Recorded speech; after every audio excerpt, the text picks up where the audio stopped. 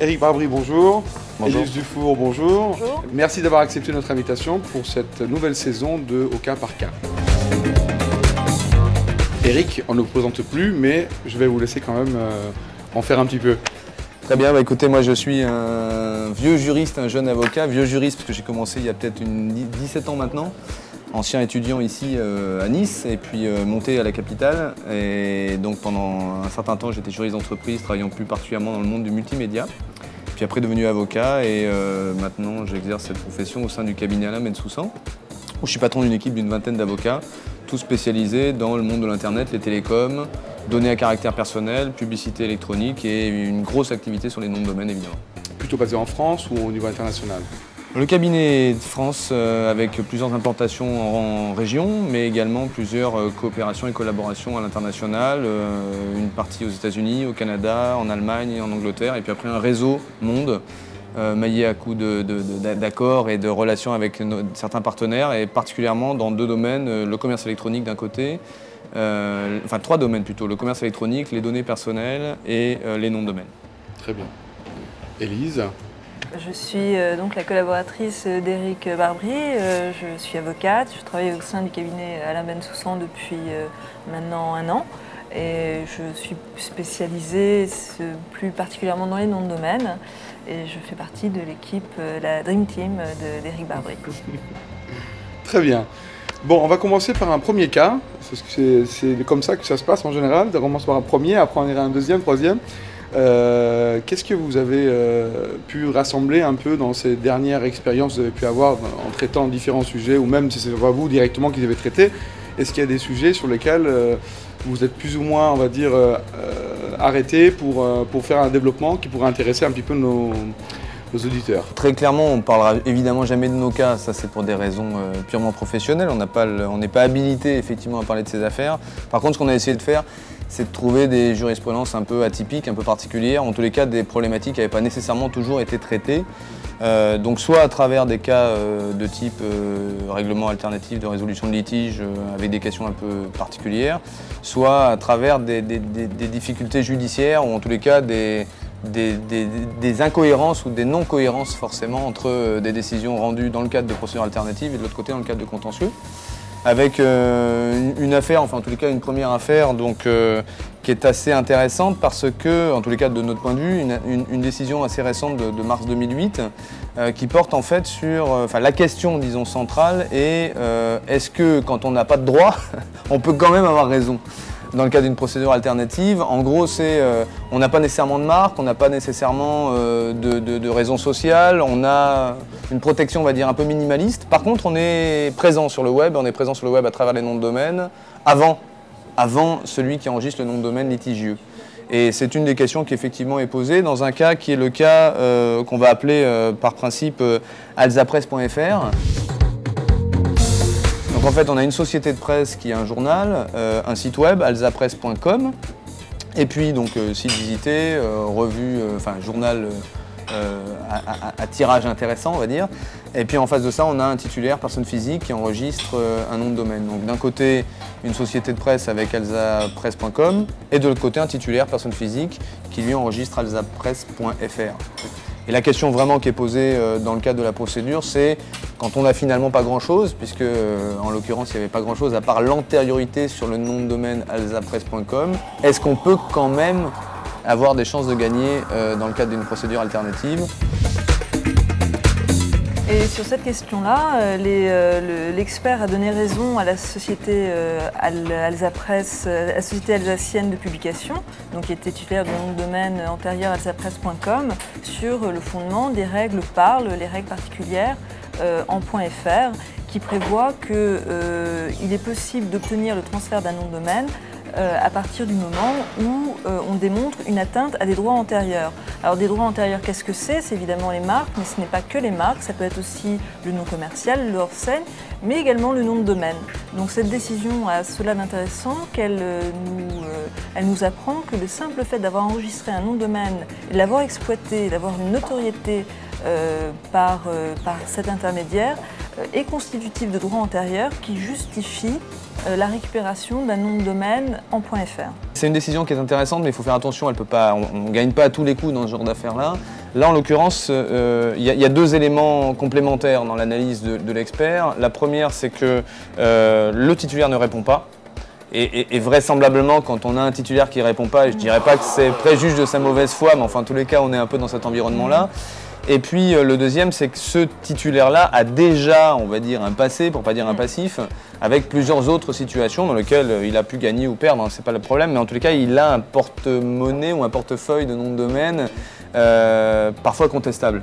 Donc je pense qu'avec ces éléments-là, effectivement, ça permet d'avoir une vision différente de la décision, parce qu'on ne pourrait pas aujourd'hui assumer et affirmer qu'à chaque fois qu'on a un nom de domaine antérieur et qu'on n'a pas de droit correspondant, on peut gagner à tous les coups. Ce serait un peu illusoire.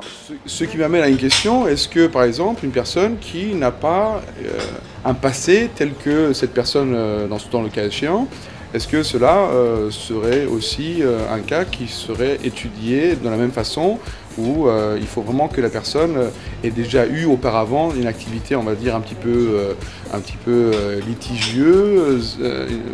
Comment ça se passe? Dans tous les cas, la décision sera prise et elle sera, je veux dire qu'on ait enregistré un nom de domaine, 100 noms de domaine, 1000 noms de domaine. On a déjà vu des cas en France où on a eu plus de 8000 noms de domaine déposés, donc ce genre de choses arrive, mais on traitera le dossier de la même manière avec un cas ou avec 10 000 cas. La différence, c'est que quand l'expert ou quand le tribunal, parce que de toute façon c'est pareil, essaiera de regarder quelle est l'ambiance générale du dossier, évidemment, entre quelqu'un qui n'a enregistré qu'un seul nom de domaine, même en fraude des droits d'un tiers, et quelqu'un qui en a enregistré 10 000, on va dire que celui qui en a enregistré 10 000, il part avec un handicap de base. Voilà, c'est ça. En fait, c'est surtout pour que on comprenne bien que c'est pas parce qu'on n'a pas eu d'activité, on va dire, de ce type auparavant qu'on est épargné par une éventuelle poursuite dans ce genre de situation. Non, on peut être poursuivi et condamné pour un seul nom de domaine et après ça va dépendre. Si vous n'avez qu'un seul nom de domaine, mais par exemple ce nom de domaine vaut beaucoup d'argent, vous pourrez avoir une condamnation exemplaire et énorme en termes de dommages et intérêts, juste pour un problème de nom de domaine. À côté, si vous avez 10 000 noms de domaine qui ne valent pas grand-chose, vous serez aussi poursuivi, voire condamné, mais peut-être que le dommage et intérêt ou les dommages et intérêts seront inférieurs pour 10 000 noms de domaine que pour un nom de domaine. Donc c'est vraiment de la situation d'espèce. Alors pour une personne qui, par exemple, dans ce cas-là, avait un point .com, pour qu'elle évite justement d'en arriver à ces genres de situations, d'aller en justice pour pouvoir récupérer son point .fr, qu'est-ce qu'il faut faire en fait? Qu'est-ce qu'il faut qu'elle fasse, cette société? C'est très difficile.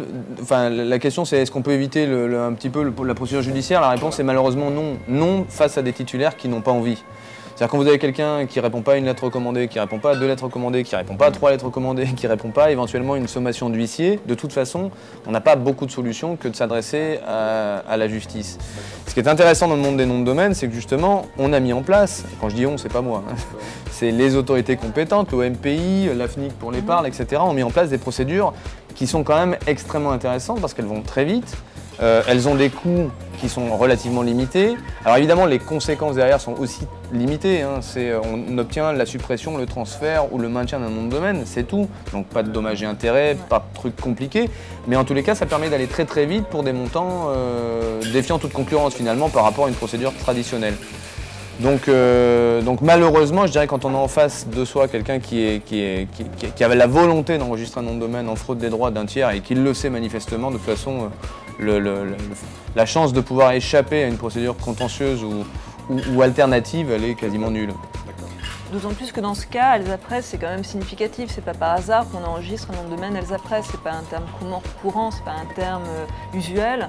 Donc c'est qu'il avait nécessairement connaissance du nom de domaine antérieur elsapress.com.